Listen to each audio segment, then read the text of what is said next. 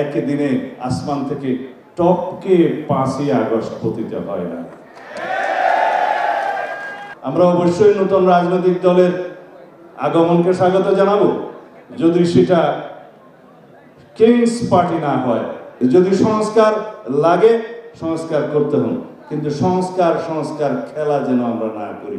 ঐতিহাসিক গণ অভ্যুত্থানকে স্মরণীয় করে রাখার জন্য 5ই আগস্টে আপনি সংসদ নির্বাচনের আহ্বান করতে পারেন।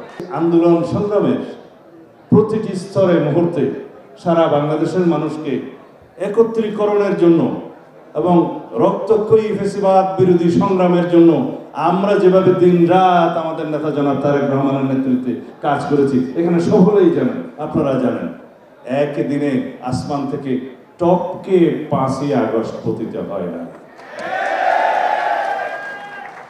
It's a result of it is a cumulative result of continuous democratic movement and fight. যেখানে বাংলাদেশের প্রত্যেক জনগণকে ফ্যাসিবাদের বিরুদ্ধে একাত্মতা প্রকাশ করতে হয়েছে, সংগ্রাম করতে হয়েছে, আত্মদান করতে হয়েছে, যার ফলে ফ্যাসিবাদের পতন হয়েছে। আমরা জানতাম ফ্যাসিবাদের পতন হবে, কবে হবে, কিভাবে হবে, কত রক্তক্ষয় হবে, সেই হিসাবটা কেবল জানতাম না। এখন ফ্যাসিবাদ বিরোধী জাতীয় ঐক্য যেটা সৃষ্টি হয়েছে, সেই জাতীয় ঐক্যে ফাটল সৃষ্টি হওয়ার মতো কোনো পদক্ষেপ আমরা এখন দেখছি যেটা জাতির জন্য কল্যাণ হয়ে আনবে। সব কিছুর বিনিময়ে বাংলাদেশের সবচাইতে জরুরি হলো ফ্যাসিবাদ বিরোধী জাতীয় ঐক্যকে ধরে রাখা।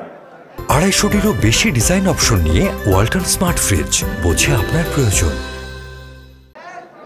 মাননীয় প্রধান উপদেষ্টার উদ্দেশ্যে বলবো, জাতীয় ঐক্যকে ধরে রাখার জন্য যত কৌশল আছে সেটা অবলম্বন করুন, কিন্তু কোন উচ্চাভিলাষী কোন গোষ্ঠীর রাজনৈতিক উচ্চাভিলাষ পরিপূরণের যেন আপনি হাতিয়ার না হন, সেটা আপনাকে সজাগ থাকতে হবে। আমরা অবশ্যই নতুন রাজনৈতিক দলের আগমনকে স্বাগত জানাবো, যদি সেটা কিংস পার্টি না হয়। সেই রাজনৈতিক দল যদি সরকারের সাহায্য সহযোগিতা ছাড়া স্বাভাবিকভাবে জন্মগ্রহণ করে, এই দেশের মানুষ সেটা স্বাগতম জানাবে।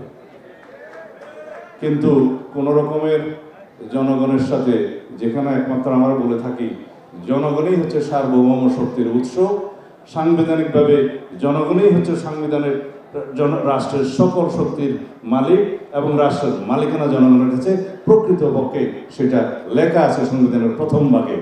সেই মালিকানাকে যদি স্বীকার করি, সার্বভৌমত্ব হচ্ছে জনগণের সেই সার্বভৌমত্ব প্রতিনিধিত্ব করে তাদের নির্বাচিত প্রতিনিধি, এবং সেই প্রতিনিধিত্বের কথা বলার জায়গা হলো সার্বভৌমত্বের বহিঃপ্রকাশের জন্য সংসদ। সেই সংসদ হচ্ছে একমাত্র জায়গা যেখানে বাংলাদেশকে বিনির্মাণের জন্য সকল রকমের আলোচনা করা যাবে আন্ডার দি সান।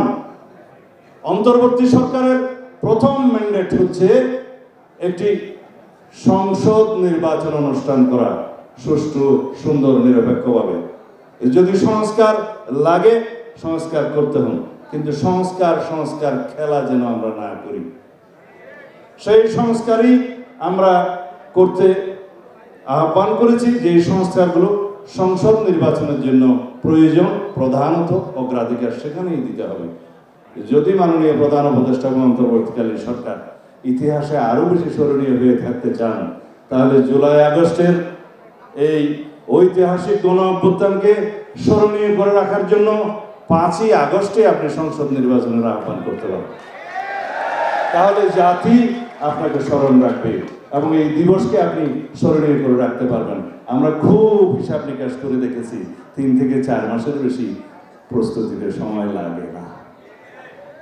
12ই জুন নির্বাচন হয়েছিল বর্ষাকালে 1996 সালে। আমি নিজেও সেই একটা নির্বাচন করে জয়ী হয়েছিলাম। তখন জ্যৈষ্ঠ মাস, গরম এবং বৃষ্টি দুটোই আছে। যদি জুলাই আগস্টের আমাদের ভাদ্র মাসে বৃষ্টির সময় যদি বাংলাদেশে এই দক্ষিণ এশিয়ায় পৃথিবীর মধ্যে উল্লেখযোগ্য সবচেয়ে বৃহৎ গণ অভ্যুত্থান সংগঠিত হতে পারে, তাহলে কেন নির্বাচন নয়?